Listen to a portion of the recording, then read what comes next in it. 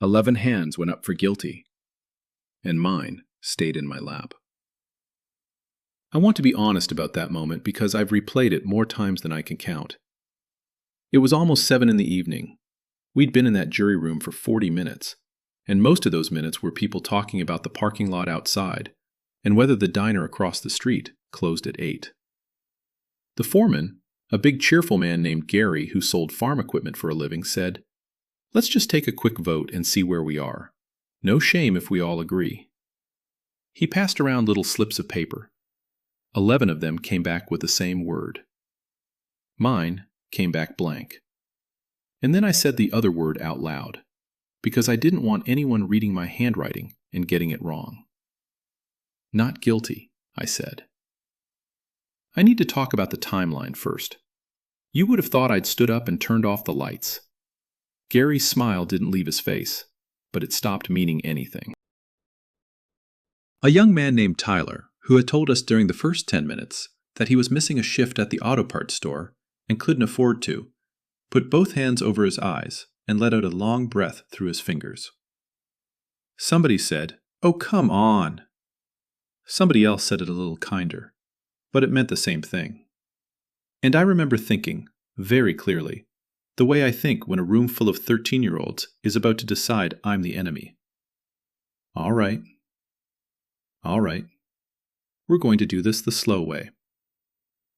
My name is Ruth, and I teach middle school math in a county seat in Pennsylvania, the kind of town where the courthouse is the tallest thing downtown, and everybody's grandmother took typing lessons in the basement of it. I have taught 7th grade math for going on 31 years.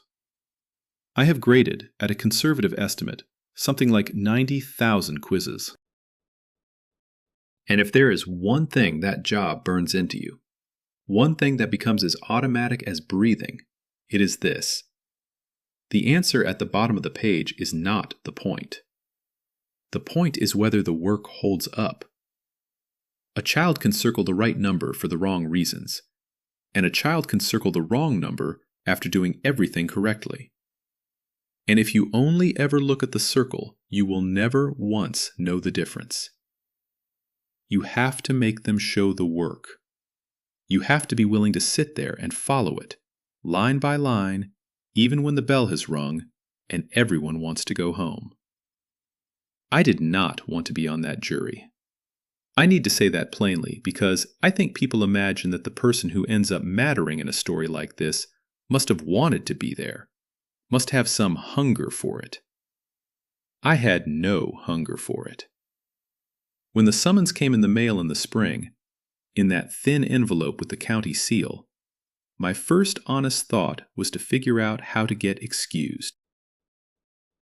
It was 8 weeks before the end of the school year. I had 2 classes of 8th graders about to take their state tests, and a long-term substitute is a coin toss. And I am the kind of teacher who cannot really rest when someone else has my kids. My husband would have laughed at me for that. "Measure twice, Ruthie," he used to say. "Cut once. And then go check that you measured." Tom passed 2 years ago this coming winter. Heart. Fast, which everyone told me was a mercy, and I suppose it was, though a mercy is a strange word for the thing that empties out half your bed. So the house was quiet, and the summons sat on the counter next to the fruit bowl for 3 days, while I thought about the doctor's note I could probably get, the hardship I could probably plead. And then one morning I picked it up to throw it out, and instead I read the whole thing, every line, the way I read everything. And there was a sentence in there about how a jury is the one piece of the government made entirely out of ordinary people. And I put it back down. Tom would have gone. Tom went to every school board meeting in a town where nobody goes to school board meetings. Because he said democracy is just showing up when it's boring. I decided I would show up. The courthouse was cold, in that way old public buildings are cold, even in June. All that marble holding the winter in its bones. There were maybe 60 of us in the jury pool, sitting in pews like a church that had forgotten what it worshipped. They called the case number and read the charge. and the charge was aggravated assault. A young woman had been attacked in a parking lot at night, badly, and a man was accused of doing it, and over the next hour the lawyers asked us questions to decide who got to decide his life.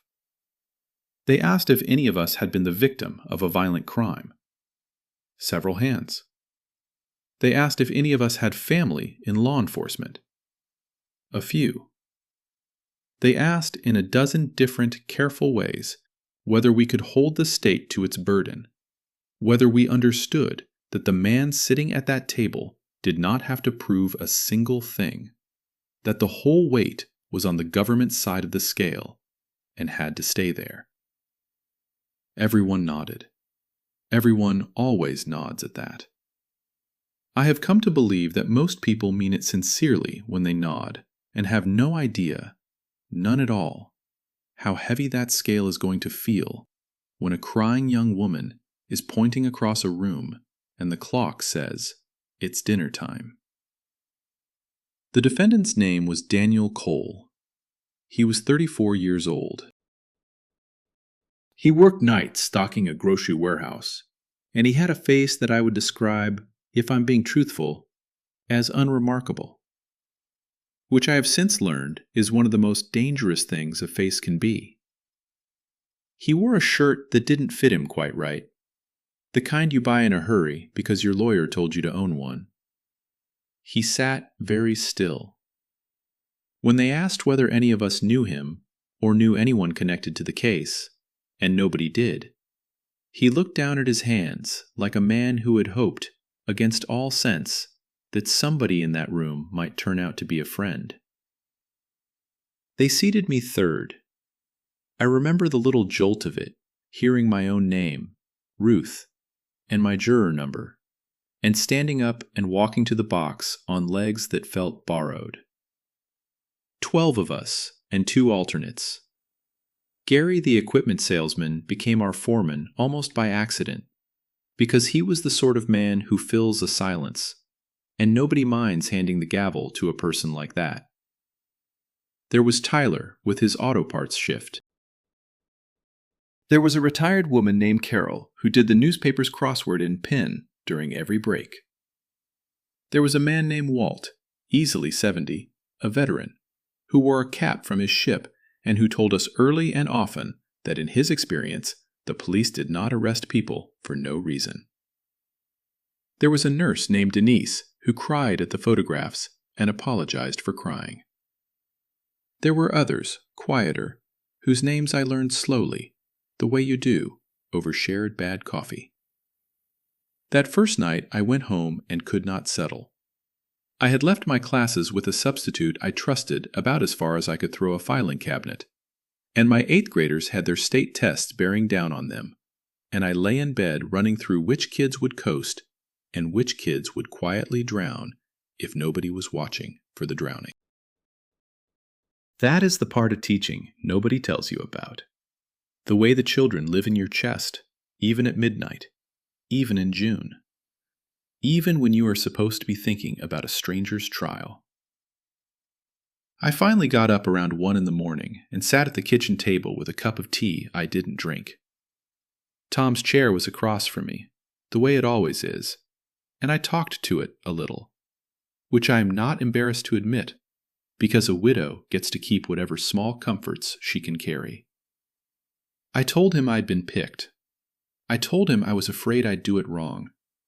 And I could hear, as clear as if he'd said it, the thing he'd have told me, which was that there is no such thing as doing your honest best wrong. There is only the doing of it, and the not. Tom built cabinets on the weekends, good ones, the kind with joints that will outlive all of us. And he had no patience at all for a job half looked at. Measure twice, he'd say, and then he'd measure a third time when he thought I wasn't watching.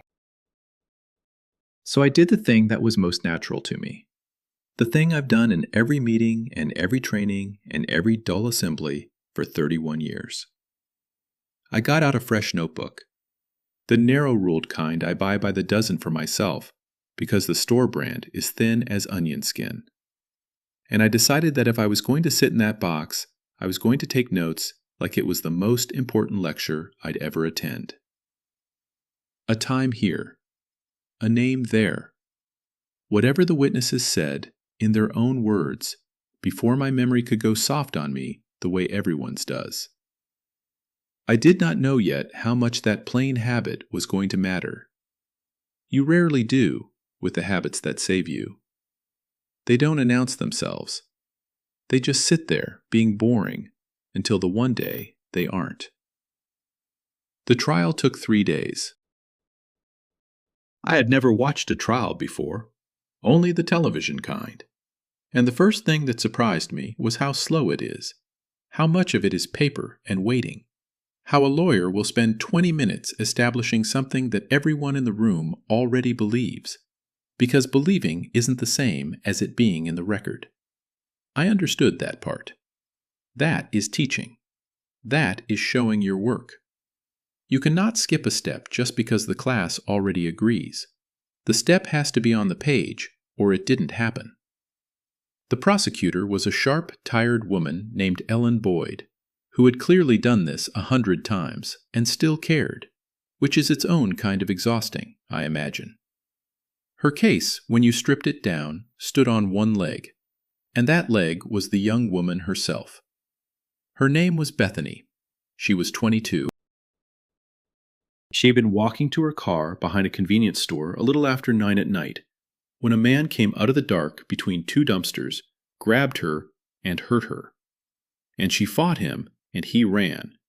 And weeks later, in a room at the police station, she looked at a set of photographs and put her finger on Daniel Cole and said, "That's him, I'm sure. I'll never forget that face." I want to tell you about Bethany carefully, because it matters, and because she has been hurt enough. She was not lying. I never once thought she was lying. Not in that courtroom, and not in all the nights I've thought about it since. She had lived through something no one should live through, and her body remembered it as terror. And terror is a terrible historian. She sat up there and she shook and she pointed and she said she was sure. And 11 people believed her because she believed herself. And I want you to understand that I believed her too. I believed that she believed. Those are different sentences. The whole case, it turned out, lived in the space between those 2 sentences. Ellen Boyd walked her through it gently. The dark, the hands, the 6 seconds, maybe less, that she saw his face by the one working light over the back door. The hood he wore. The way she'd screamed, and how a sound like that comes back to you at 2 a.m. for the rest of your life. By the time she was done, Denise the nurse was crying again, and Walt had his arms crossed like a man who had already made up his mind and considered the rest a formality. And even I, who came in there swearing to keep the scale honest, felt the pull of it, the human gravity of a frightened young woman saying, "That's the man." If they had asked me to vote at that exact moment, I don't know that I would have trusted myself. The next witness was the man who'd called it in, an older fellow named Arthur, who walked his dog along Route 9 every night because the dog was old and slept badly, same as him. He hadn't seen the attack. He'd heard it. He told the court he'd heard a scream that stood the hair up on his arms, and that he'd fumbled his phone out of his coat and dialed as fast as his cold fingers would let him. Ellen Boyd asked him if he remembered the time. He said he didn't wear a watch anymore, but that the phone would know. And that was the whole of Arthur. But I wrote his name in my narrow-ruled notebook and underlined the word phone, because Arthur, without meaning to, had just handed the court the one clock in the entire case that nobody would ever be able to argue with. Then the state called the detective, a squared-away man named Hall, who had clearly testified many times, and did it the way a good carpenter drives a nail. No wasted motion. He walked the jury through the investigation, How Bethany had given a description in the hospital that night. A man, a certain height, a gray hooded sweatshirt, dark. How that description was by his own honest admission the description of a great many men. How a tip had come in some days later naming Daniel Cole, and how they'd assembled a set of photographs and asked Bethany to look. On direct, with Ellen Boyd asking the questions, it all sounded clean and careful and inevitable. A straight road from a scream to a name. And I believed it, listening, the way you believe a smooth story told by a confident man in a pressed shirt. That is the thing about testimony on direct examination. It is a story the lawyer and the witness have practiced together. And practice makes anything sound like the only way it could have gone. I have watched student teachers give a lesson they've rehearsed, and it looks like magic, until you ask one question they didn't plan for, and the whole thing shows its seams. Cross-examination is the unplanned question. Cross-examination is where the seams live. Marcus Webb, the tired young public defender, stood up for his cross with that same manila folder, and he did not raise his voice, and he did not try to make the detective look like a villain, which I have since learned is the mark of a lawyer who actually knows what he's doing. He just asked, quietly, whether it was true that Bethany had been shown photographs, not once, but twice. There was a pause. Yes. And whether Daniel Cole's photograph had been in the first set, weeks earlier, a larger set, when she had looked and had not been able to say she was sure of anyone. Another pause. Longer. Yes. And whether Daniel Cole's photograph had then appeared again in the second, smaller set, the day she pointed and said, "That's him." Detective Hall was an honest man, and I will always give him that, because a dishonest one would have wriggled, and he didn't. He said, yes. And then Marcus Webb asked the question the whole case turned on, though nobody in that room but me seemed to feel the temperature drop when he asked it. He asked whether the only face that appeared in both sets of photographs, the first where she was unsure and the second where she was certain, was the face of Daniel Cole. The detective was quiet for what felt like a long time. Then he said, "That's correct."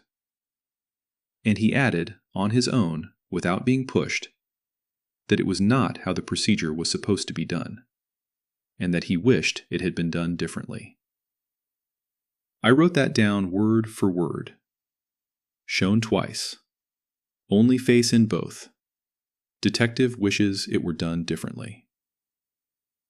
I sat there in the box with my cheap notebook, and I felt the first real crack run through the state's case. Not with a bang, but with the small, dry sound of a thing that was never as solid as it looked. And then I looked down the row of my fellow jurors to see if they'd heard the crack too, and their faces were still full of Bethany, still full of the scream, and I understood that the crack had been silent to everyone but me, because it was made of procedure and sequence, and Bethany was made of tears, and you cannot hear a crack over the sound of someone crying. I know that now. I didn't have words for it yet, but I underlined the detective's admission 3 times, and I did not know it then, but I had just written down the sentence that would eventually turn a nurse named Denise. But then the defense stood up, and a step at a time the trial got quieter and colder, and to me, much stranger. Daniel Cole's lawyer was a public defender, a young man named Marcus Webb, who looked like he hadn't slept properly since law school, and probably hadn't. He didn't have Ellen Boyd's polish. What he had was a manila folder and a kind of stubborn patience, and he walked us through a different version of that night, one built not out of memory, but out of machines. Machines don't get scared. Machines don't lie awake. Machines just write down the time. He called witnesses for it, dull ones, the kind that make a jury's eyes glaze, and I watched it happen in real time. Watched the exact evidence that should have decided the case slide off 11 people like water off a windshield. He called a records custodian from the phone company, a young woman with a laser pointer and a slide of a map. And she explained how a cell phone is a needy little thing that is always reaching out for the nearest tower, and how the company keeps a log of which tower it reached and when, for their billing, for reasons that have nothing to do with anyone's guilt. She put up the log. She pointed to the line. 9:19 at night, she said.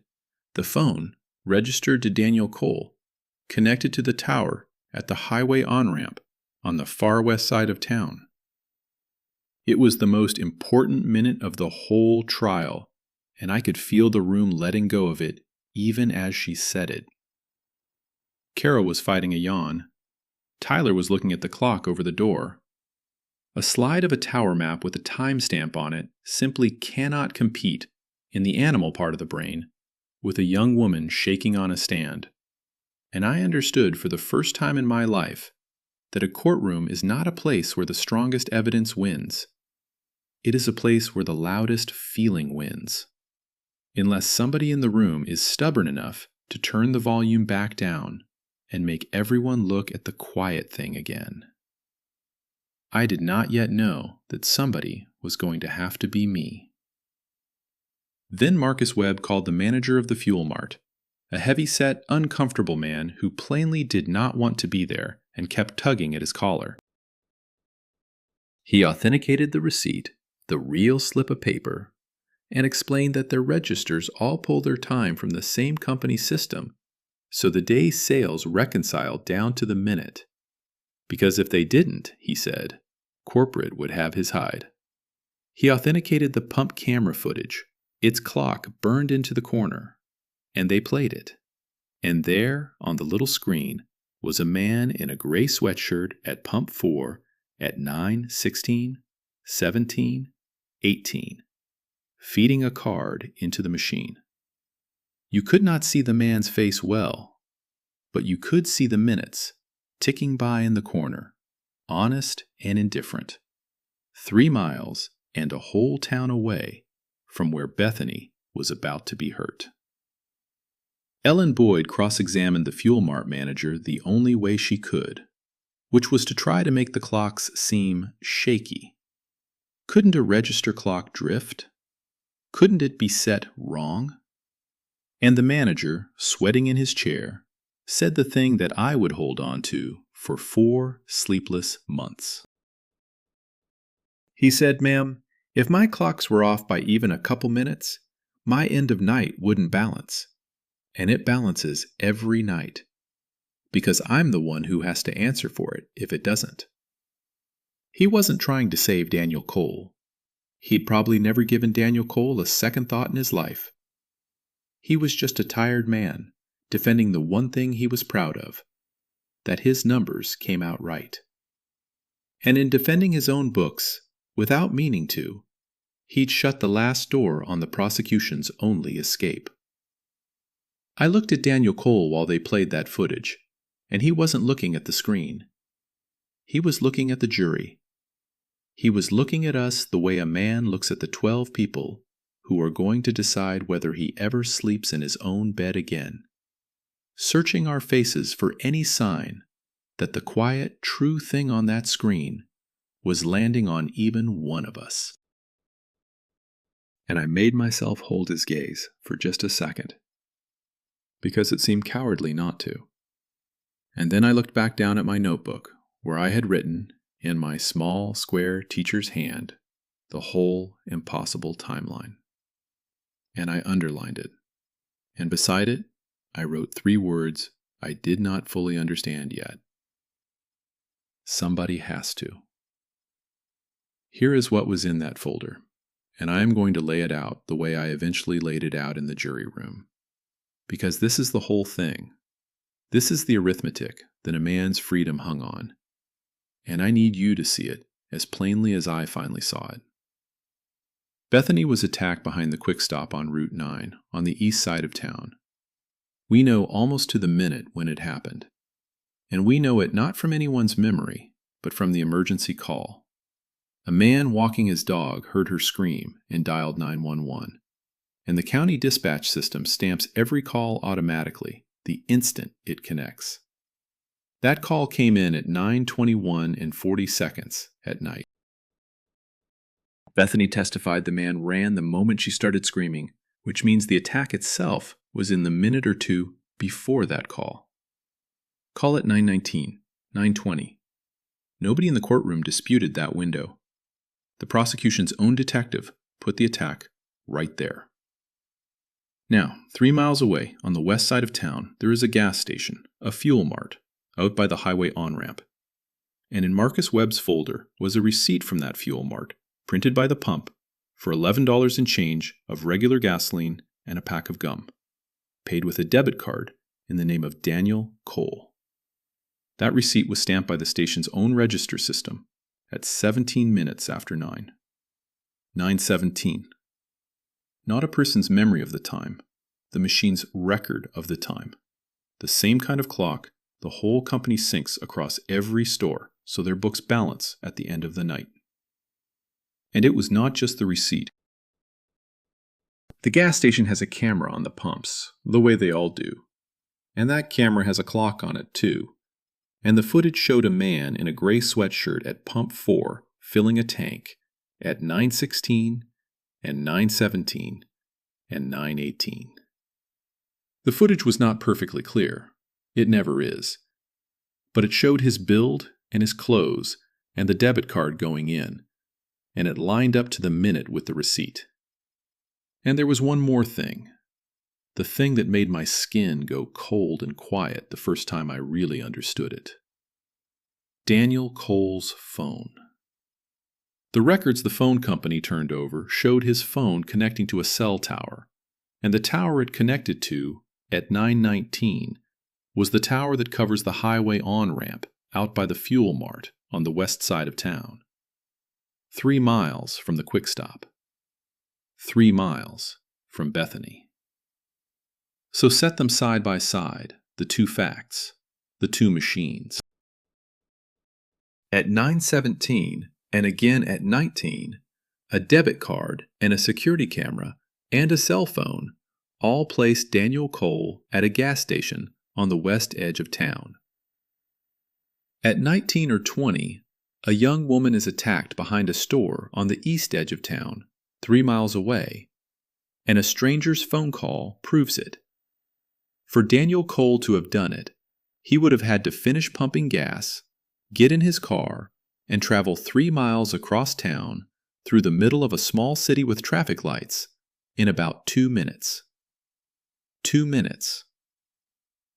I did that division in my head the first time Marcus Webb put the two exhibits on the screen at the same time, because that is what my head does. It divides. And the number it gave me was a speed no one drives on Main Street without dying or being arrested for it. It is not a close call. It is not a maybe. 3 miles in 2 minutes is 90 miles an hour, average, through downtown, hitting every light green. It didn't happen. It couldn't have happened. The machine said so, and the machines had no reason on earth to lie. I sat in that jury box on the second afternoon, and I felt the floor of the case shift under me. And I looked down the row at my 11 fellow jurors to see if they felt it too. And here is the thing that has haunted me ever since, the thing I most want to tell you about how people decide things. They didn't feel it. Not because they were stupid. Not one of them was stupid. They didn't feel it because it was numbers. And it came after Bethany. And a receipt for a pack of gum is a very quiet thing next to a young woman shaking on the stand. Ellen Boyd, the prosecutor, in her closing, waved all of it away in about 90 seconds. Clocks can be wrong, she said. Maybe the gas station's register was set fast. Maybe he had someone use his card. Maybe, she said, and here she looked right at us. Maybe we were going to let a man walk free over a receipt for chewing gum when a brave young woman had looked him in the eye and told us the truth. And I watched 11 people decide that a receipt was a small thing and a scream was a large thing. And they were right about the sizes and wrong about which one was the evidence. Because that is the trap. And it took me 31 years of grading to see it as fast as I did. Bethany's certainty felt like evidence. It wasn't. It was the absence of evidence wearing evidence's clothes. She was certain the way any of us would be certain, which is to say, completely. And completely certain is exactly how the human memory feels right before it is completely wrong. The machines were not certain of anything. They were just correct. And in that jury room, 40 minutes in, with the diner closing and Tyler losing his shift, I was the only one who wanted to talk about the difference. Not guilty, I said again, when the groaning had died down. And I need to talk about the timeline first. Just give me the timeline. If I'm wrong, I'll change my vote. I promise you I will. I'm not here to keep anybody past their supper. But we swore an oath. And the oath wasn't to Bethany, and it wasn't to Mr. Cole. The oath was to get it right. So let's get it right, and then we can all go home. Gary the foreman looked at me for a long moment. Then he did the thing that I will be grateful for until the day I die. The thing that saved everything, though none of us knew it yet. He sat back down. All right, Ruth, he said. He didn't believe me. I could see he didn't. But he sat back down. Walk us through it. So I asked the bailiff, through the little slip you're allowed to send, if we could have the exhibits. All of them. The receipt, the phone records, the photographs, the transcript of the dispatch call with the time on it. It is your right, in that room, to look again at anything that was properly put in front of you. You cannot go home and search the internet. You cannot drive out to the gas station and time the route yourself. God help me how I wanted to. But what the lawyers handed you, you may hold in your own 2 hands and read as many times as it takes. And a while later the door opened and a deputy set a cardboard box on the table. And inside it was the whole night, reduced to paper, waiting for someone to add it up. I want to tell you what happened over the next few hours in that room, because it was the hardest and the most important thing I have ever done with my mind. Harder than any classroom, and it did not look like anything you'd see on television. Nobody shouted a confession. Nobody leapt up. What happened was arithmetic and patience, and the slow, grinding, beautiful work of 11 people agreeing, one at a time, to actually look. I started with the least frightened thing in the box. Not the photographs, not Bethany's face. The dispatch record. A single sheet, the county's own paper, with a time on it that no one in that room could argue with, because it came from the same system that would send a fire truck to our own houses. 9:21 and 40 seconds. I set it in the middle of the table where everyone could see it, and I put my finger on the number, and I said, "This is the one thing tonight that nobody disputes. Not the prosecutor, not the defense. Everybody agrees she was attacked right about here. Can we agree on that?" And around the table, slowly, they agreed.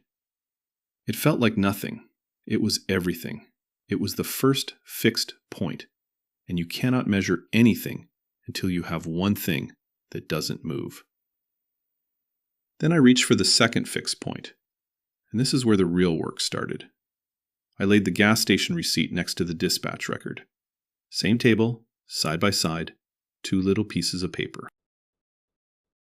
I put my finger on the register time, 9:17, and I said, "This one came from a machine too. A cash register at the fuel mart." The company sinks those clocks so their money adds up at the end of the day. This isn't somebody's story about where they were.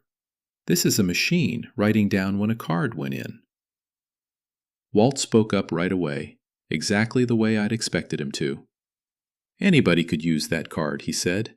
Doesn't mean Cole was there. And I told him he was right, that a receipt by itself only proves a card was there, not a man. And then I put the third piece down, the still frame from the pump camera, the one with its own clock burned into the corner. Same minute, 9:17. A man in a gray sweatshirt, the build about right, the card going into pump 4. Not proof of a face, I said. I'll give you that. You can't see the face clearly. But it's a man, at that pump, at that minute, matching the receipt to the second.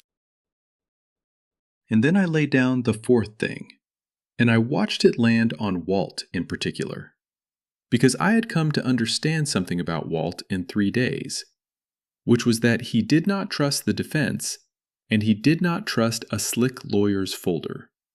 But there was one thing on this earth he did trust, and it was the police and the machinery the police brought to court. So I picked up the phone records, the ones the prosecution's own detective had entered, the ones the state put into evidence, not the defense. And I said, Walt, this isn't Mr. Webb's exhibit. This is the detective's. This is the phone company's business record, and the police are the ones who subpoenaed it. And it says Daniel Cole's phone touched the tower by the highway on-ramp at 19 minutes past 9. Out west, by the fuel mart, 2 minutes after the receipt. Walt was quiet for a while. He took his cap off and set it on the table and rubbed the top of his head. The phone doesn't have a dog in this fight, he finally said, half to himself. That's what turned him in the end, though it would take another hour for the rest of him to catch up to what his own mouth had just admitted. The phone doesn't have a dog in this fight. Neither did the register, or the pump camera, or the dispatcher. 4 machines, 4 times, all telling the same story, and not one of them had ever met Daniel Cole, or Bethany, or cared one way or the other how the night came out. Now here is where I had to be very careful, because this was the moment the whole thing could have gone wrong, and I knew it. Tyler, God bless him, wanted to help. And Tyler drives that stretch of Route 9 every single day to the auto parts store. And he opened his mouth to tell us all exactly how long that drive takes him. And I stopped him. Gently, but I stopped him. I said, Tyler, we can't do that. Not one of us gets to bring in what we personally know about that road, because the man on trial never got to stand up and answer for our private stopwatch. That's not allowed, and it isn't fair. But, I said, and I held up one finger the way I do when I want a room of 13-year-olds to know the next sentence is the one that matters. We are allowed our common sense. Every one of us is. And I put it to them as plainly as I know how. The distance was in the evidence. 3 miles, east side to west side, straight through the middle of downtown. Nobody had to tell us that you cannot cross the middle of a town in 2 minutes. That is not special knowledge. That is knowing what a town is. You would have to average 90 miles an hour down streets with stoplights, and a school zone, and the diner, and the 4-way by the bank. It is not a close call, and it is not a maybe. It simply cannot be done. And if it cannot be done, then the man at that gas station at 19 past 9 was not behind the quick stop, attacking Bethany at 20 past. The room got very still. I have taught long enough to know the 2 kinds of quiet a room can have. There is the quiet of people waiting for you to stop so they can go back to what they thought before. And there is the other quiet, the good quiet, the one that means the floor has moved under somebody and they are reaching for the wall. This was the second kind. I could see it working its way down the table. Carol, the woman who did her crossword in pen because she was the sort of person who was sure before she wrote, set down the receipt she'd been holding and said, very softly, "Well, that's not 2 things that don't match. That's 4 things that don't match." Gary the foreman was the next to say it out loud, and I'll always respect how he did it, because he didn't pretend he'd seen it all along. He said, "I voted guilty 40 minutes ago, and I'd have driven home tonight sure I did right. And I want everybody to sit with that for a second, because I sure am." He looked around the table. If Ruth hadn't made us open that box, I'd have gone to my grave thinking we convicted the right man. And I'd have been wrong. And I never even would have known it. That's the part that's turning my stomach. Not that I was wrong. That I was so comfortable. Around 8 o'clock, the deputy knocked and put his head in and said the judge wanted to know whether we were close or whether we'd be needing supper. We were not close. We were tired and raw and somewhere in the middle of the hardest math any of us had ever done. And the honest answer was that we needed both supper and about a year. They brought in sandwiches wrapped in wax paper and a fresh urn of the same bad coffee. And for a little while, nobody talked about the case at all. Because you can only stare into a thing like that for so long before your mind has to look away and rest its eyes on something ordinary. A ham sandwich, a paper napkin, the weather. And it was in that lull, with everybody chewing and nobody looking at anybody, that Tyler said the thing I'd been dreading. He said, real quiet, almost hopeful, "What if we just tell the judge we can't agree?" He said, "That's allowed, right? A hung jury? And then it's not on us. And we all get to go home tonight. And somebody else deals with it." And I watched a wave of relief go around that table. Because he'd named the exit. And every exhausted person in that room wanted the exit. And I did too. God help me. I wanted to go home to my quiet house and never think about Daniel Cole again. So I put down my sandwich and I made myself say the true thing, even though I was the reason nobody had gotten to leave yet. And I could feel how tired they all were of my voice. I said, "Tyler, I understand. Believe me, I do. But I need everybody to know what a hung jury actually means. Because it doesn't mean this goes away. It means they do the whole thing over. Another jury, another year, and Mr. Cole sits in that county jail the whole time waiting for it, having already sat there since winter. And here's the part I can't get past. Next time, there might not be anybody who opens the box. We almost didn't. We came within 1 vote and 40 minutes of never opening it. If we quit now because we're tired, we're not handing this to somebody smarter. We're just handing it to somebody who might be even more tired than we are. The room was quiet in that second good way. And Carol, bless her, the woman who did the crossword in ink because she was sure before she wrote, set down her coffee and said, "She's right. My mother used to say the Lord hates a job half finished. And she wasn't even that religious. She just couldn't stand a thing left undone on the table. We opened the box. We don't get to close it just because it's heavy." And that was the moment the exit closed, quietly, by the group's own choosing.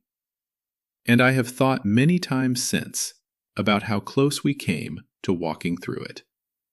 And about how a mistrial would have looked like mercy and been the opposite.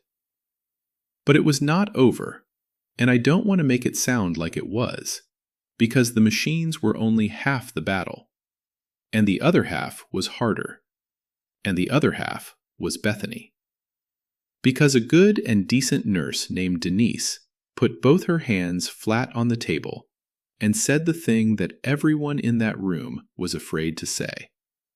She said, "Then why did she point at him?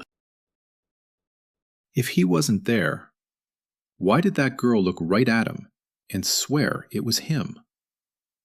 She's not a liar. I watched her. She believed it with her whole body. And if we say not guilty, aren't we calling her a liar?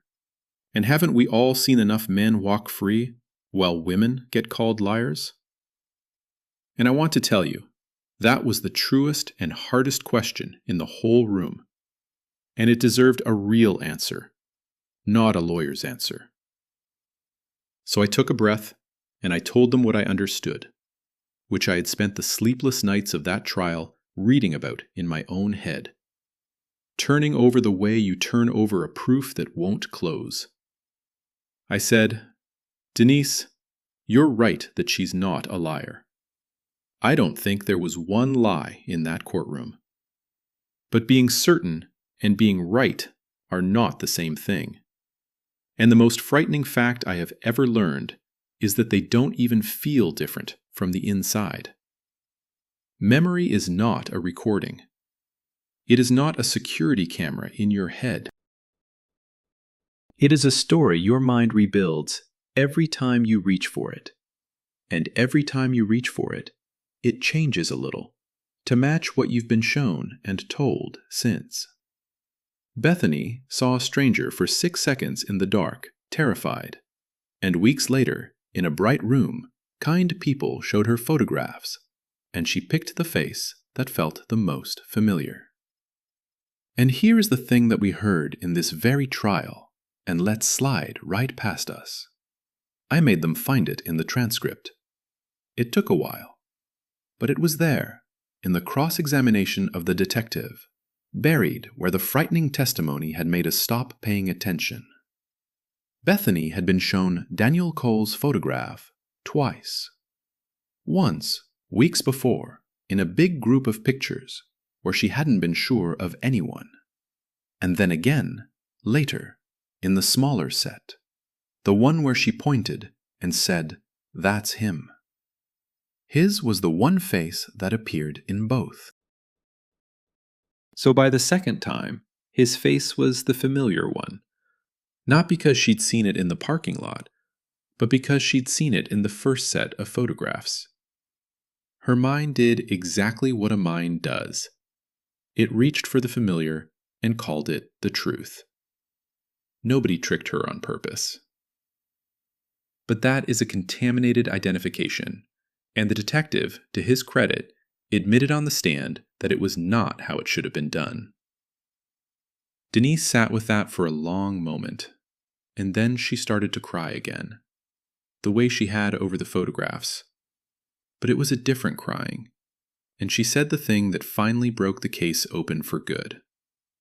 She said, "Oh God, if we send this man to prison, the one who actually did it is still out there. And nobody's even looking because everybody thinks they already caught him." Convicting Daniel Cole doesn't help Bethany. It just tells the real man he got away with it. That was the sentence that did it. Not mine. Hers. Because it turned the whole thing right side up. We had all walked in there believing that a guilty verdict was the way to stand with Bethany, and a not guilty verdict was a way of doubting her. And Denise, in tears, had just shown us the opposite. The only way to actually help that young woman, the only thing that gave her any chance at real justice, was to refuse to accept the easy wrong answer, so that somebody, someday, might still go looking for the right one. There was one more fear I had to sit with them through, and it was the fear that had probably been driving half the room from the start, though nobody had said it plainly until a quiet man named Ed finally did. Ed hadn't spoken much all 3 days. He worked at the water treatment plant, and he had the look of a man who took very few chances with anything. He said, "But what if we're wrong? What if we let him go and he does it again? To somebody's daughter, and we could have stopped it. I don't think I could live with that." And I couldn't fault him for it, because it is the most human fear there is. And it is exactly the fear the whole system is built to lean on. So I told him the truth as I understood it, which was not a comfortable truth, but was the only honest one.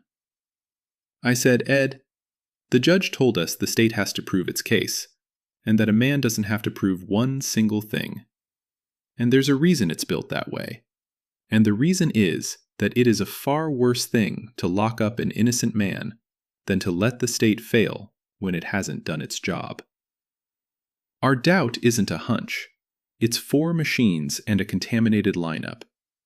And I'll tell you the part that ought to keep us up at night, the part that keeps me up. If we convict Daniel Cole to feel safe, the man who actually did this is out there, right now, free, uncaught, and everyone has stopped looking. Convicting the wrong man doesn't protect anybody's daughter. It just hangs a sign on the real one that says, "You're clear. Nobody's coming." Ed looked at the table for a long while. Then he said, All right. I hear that." And he didn't say another word. But a little later, when it counted, his slip came back with the rest of them. And I understood that some people turn loud with speeches, and some people turn the way Ed did, quietly, all at once, on the inside, where you can't watch it happen. It took us another 2 hours. I won't pretend it was clean after that, because people don't turn all at once. They turn and then double back, and need to touch the evidence again with their own hands to be sure they're allowed to feel what they're feeling. Walt was the last.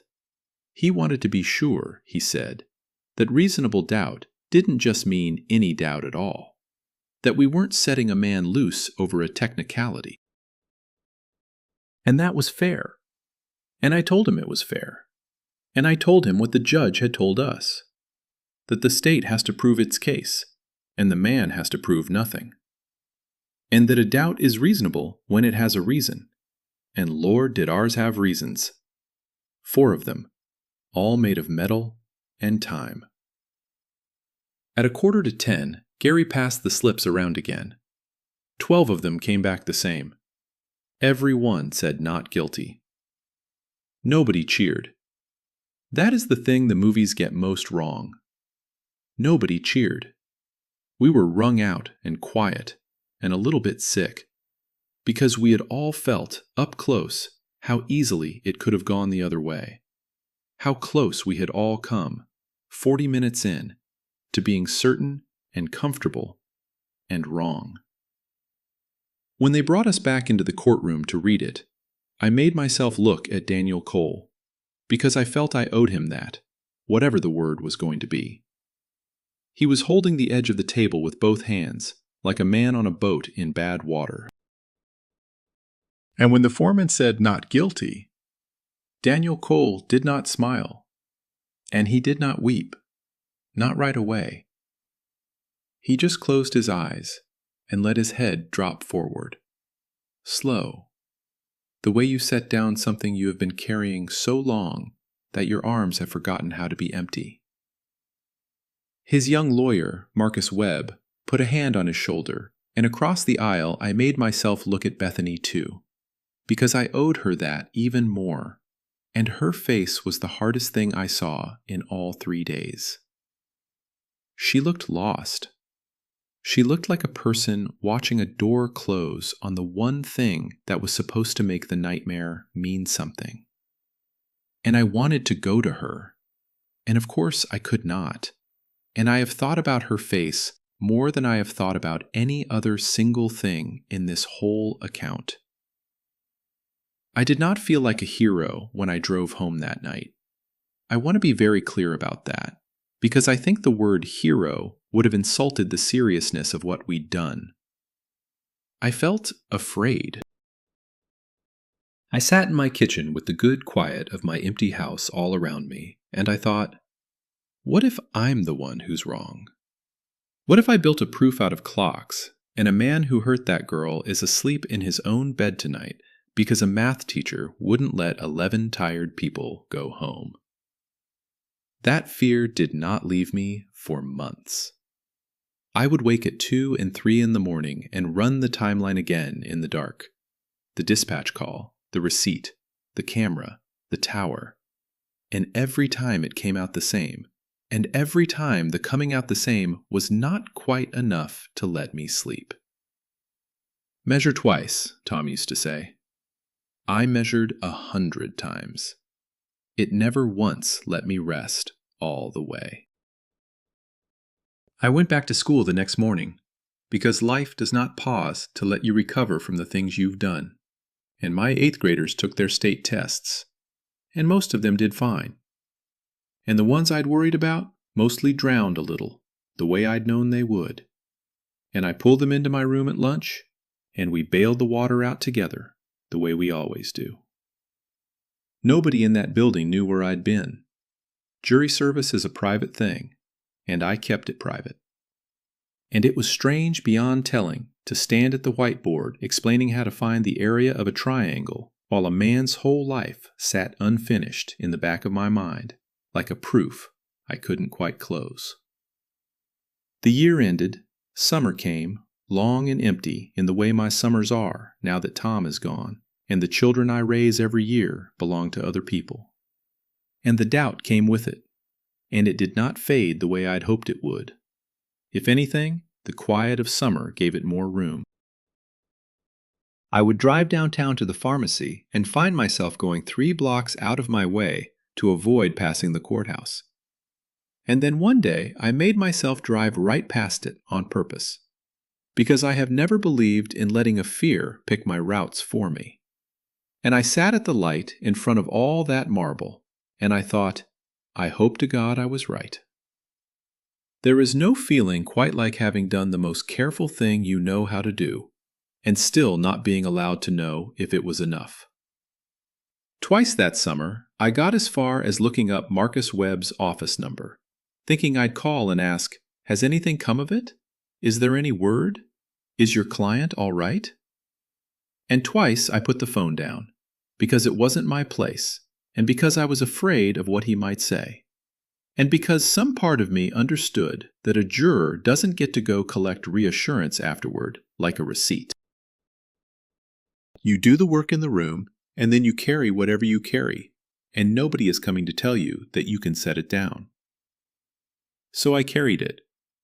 Through July, through August, into the new school year, running the timeline in the dark at 2 in the morning, the way other people count sheep.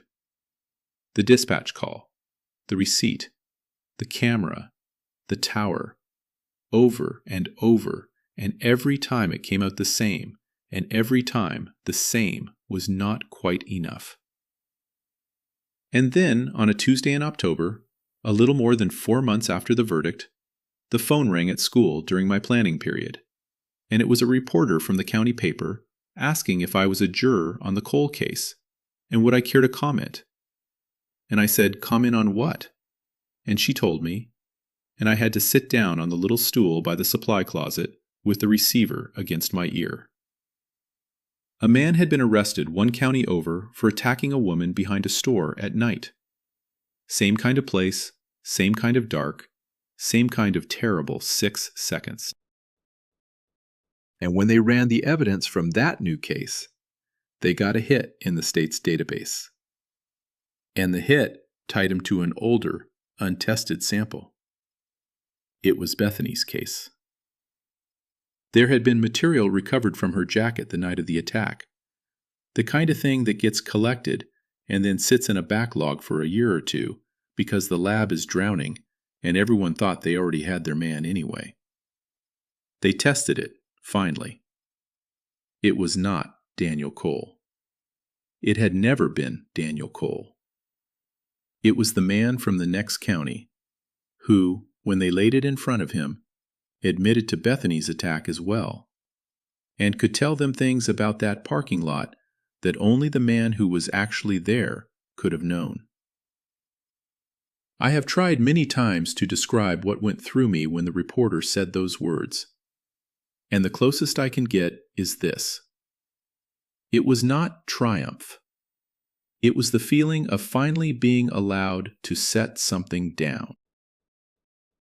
For 4 months, I had been carrying the possibility that I had freed a guilty man, and now, in the space of a phone call, that weight was simply lifted off me, and my knees actually went weak with the lightness of it. The machines had been right. I had been right to trust the machines over the certainty.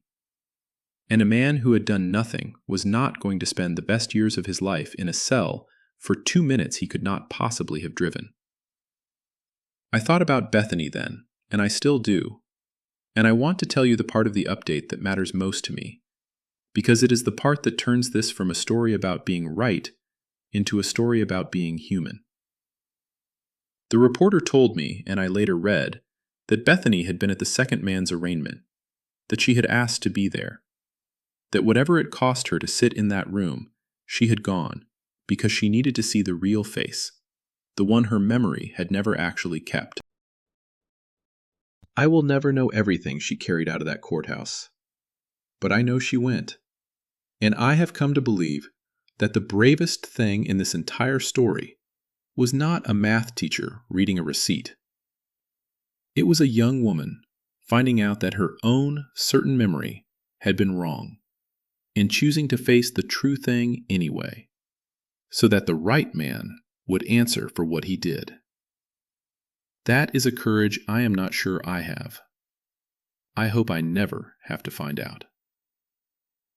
The letter came in November in a plain envelope with handwriting I didn't know. There was no long speech in it. Daniel Cole was not a man of long speeches. I'd watched him sit silent through 3 of the worst days of his life. He wrote that he had gotten my name from the court record, the way anyone can, and that he hoped it was all right to write.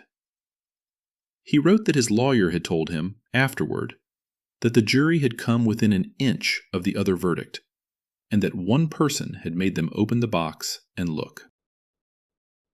He wrote that he had a job again, that the warehouse had taken him back, that the hardest part had not been the months waiting in the county jail, but the way people who'd known him his whole life had learned to look at the sidewalk when he passed, and that some of them still did, verdict or no verdict, because a not guilty is a quieter thing than an accusation, and travels only half as far.